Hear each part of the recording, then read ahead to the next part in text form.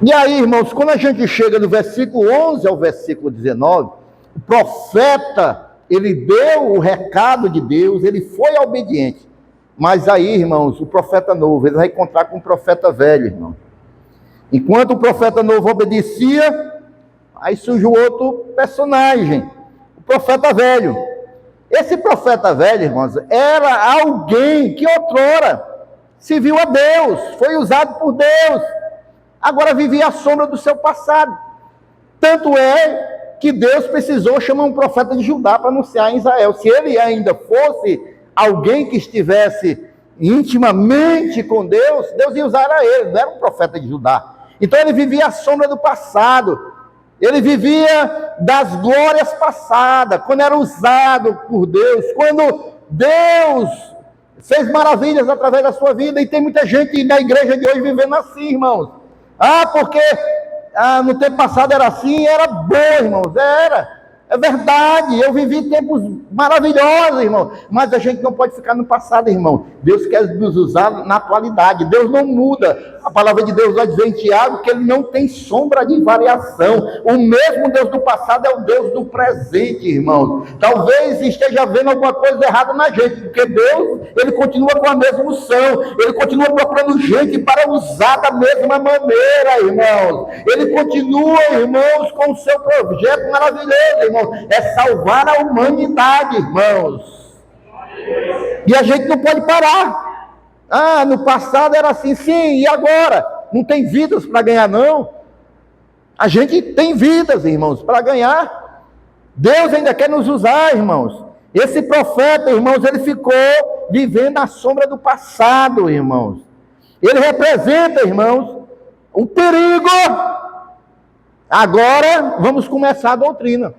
Esse profeta, ele representa o perigo de quem perdeu a sensibilidade espiritual, irmãos. Já não sente mais, irmãos, a presença santa de Deus. Perdeu a sensibilidade, ficou no passado. Ele só se lembra do que Deus fez no passado, porque ele não sente mais a presença de Deus, ele não se renova espiritualmente, ele vive uma fé, irmãos, anêmica.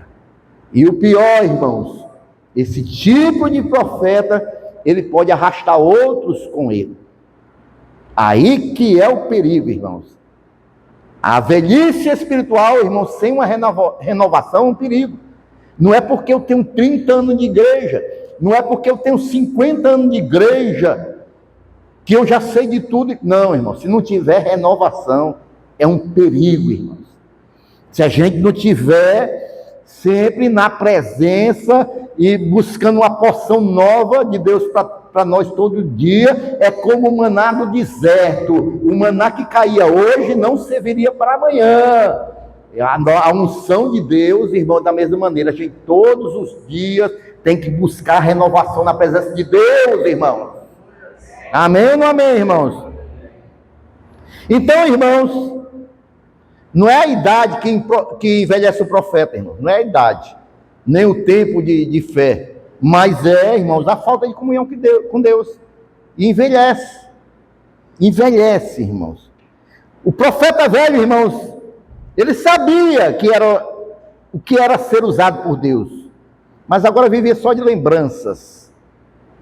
E aí, irmãos, ao ouvir o que o profeta jovem, que veio de Judá, fez, que o altar se fendeu, o recado que ele deu, a cura do rei, esse profeta velho, irmãos, ele disse, rapaz, um outro profeta por aqui, com essa autoridade, e aí ele começou a sentir um certo ciúme espiritual, e a inveja que ele começou a sentir no seu coração, porque ele já não era mais assim, essa inveja que fez ele mentir, irmãos.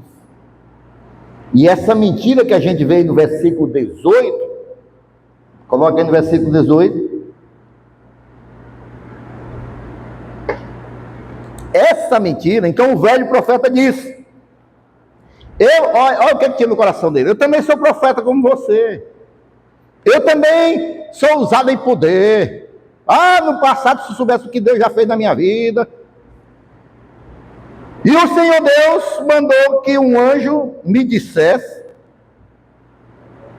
que levasse você até minha casa e lhe oferecesse a minha hospitalidade. Mas ele estava o quê, irmãos? Será que tem profeta, irmãos, velho que mente? O que estava faltando para esse profeta novo, irmãos? Foi o que a diaconisa Esté pregou ontem e a gente tem pregado aqui nesse altar. Pregou ontem lá no setor H. Discernimento espiritual.